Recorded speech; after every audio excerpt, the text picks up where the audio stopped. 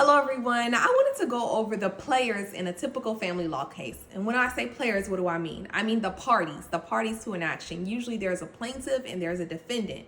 And sometimes in child custody cases, there's what's called a best interest attorney. In some jurisdictions, call these a different phrase, but generally speaking, these are attorneys who are appointed to represent the child.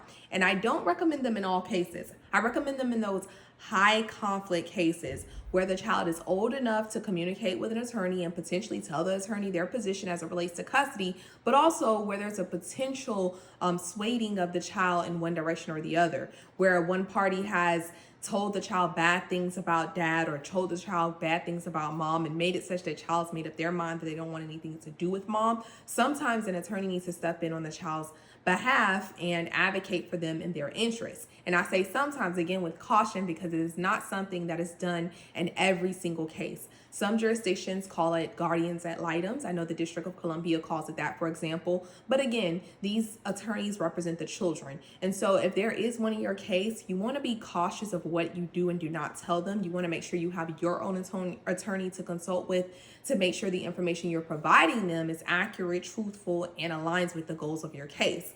I just wanted to give you guys that tidbit and go over the parties in a typical family custody case. If you're in need legal services in the state of Maryland or in the District of Columbia, please give my office a call, 240-493-9116 and www.amurphylegal.com. Thank you.